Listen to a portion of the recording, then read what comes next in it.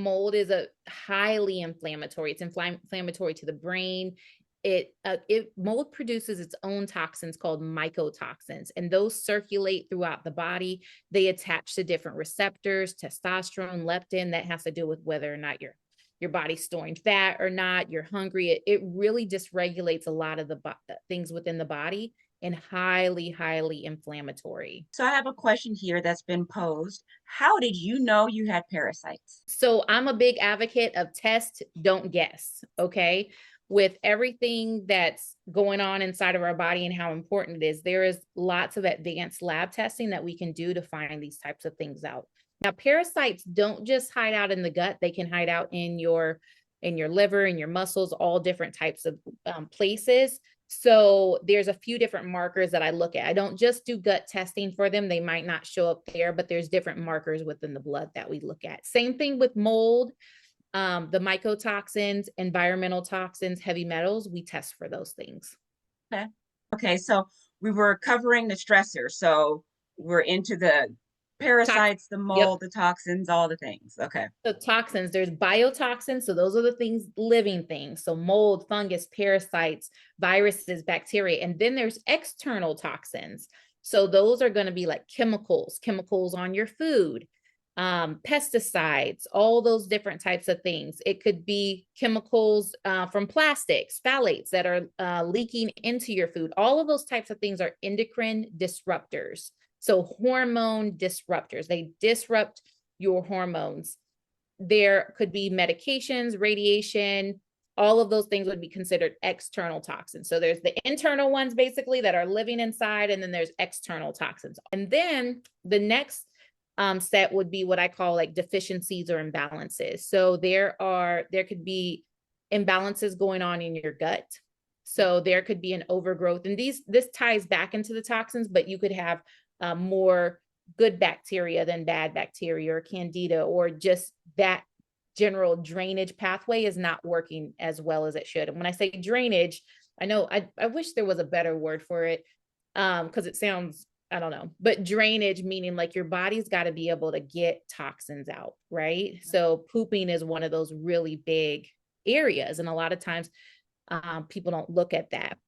So you could have some issues going on with your gut. Nutrition is very big as well. It's different for everyone. There's not always a one size fits all approach, but having good protein is very important. The recommendation is that you have at least 1 gram of protein per pound of ideal body fat. Okay. Not ideal body fat, ideal body weight. Okay. So a lot of the clients that I work with, they may have a goal of just getting to maybe 180 pounds or 170 pounds. I would never say eat that much protein. That's a lot. So the recommendation is to have, if let's say that you are over 140 pounds, have at least 135 to 140 grams of protein per day. Otherwise, other than that, then it would be your ideal body weight of protein. You also want to have very good fats in your diet. Okay. Fats are very important for your brain health. They're very important for your heart, and they're very important for your hormones. Cholesterol is the precursor to that very important hormone, progesterone. Okay. A lot of people don't know that cholesterol got a really bad rap back in the 90s, where it was like, it's all been like debunked and things like that with the myths around cholesterol. There is good cholesterol, there is bad cholesterol, but we need good fats.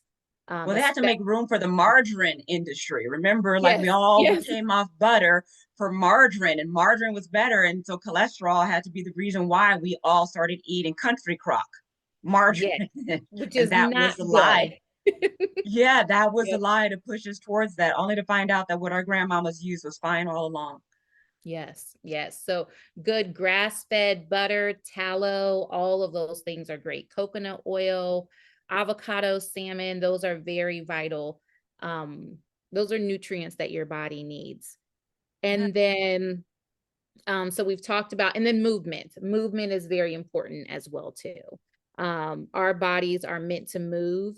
The example of a shark, like if a shark stops moving, they die, right? For us, it's not that extreme, but we weren't created to sit all day long the way that we're sitting nowadays. Sedentary lifestyles are create more inflammation in our bodies here. So, And and then what does inflammation do to the menstrual cycle? inflammation has been, there's over 400,000 different research articles that have shown that there's one underlying cause of all diseases, including issues with fertility, and that is inflammation. So I'll give you the example of a cell. So let's say that you have a cell here. It's circular, and all of your cells have different receptors on there. So there's a receptor for vitamin D. There's a receptor for estrogen. There's a receptor for testosterone. There's a receptor for thyroid hormone. But what happens is, all the way down at a cellular level, is that when your body is inflamed, it basically create, and I always draw this, so that's why I'm going like this, but there's inflammation around that cell. So what that does is it causes, basically, toxins cannot get out of that cell, and then communication can't get into the cell. So let's say even someone's taking like a medication for thyroid issues, right? If there's cellular inflammation going on, it can't even get into the cell, right? Wow, so they That's can be on the medication for no good reason. It's still not going to help. Yes, yes. So inflammation just disrupts everything in the body.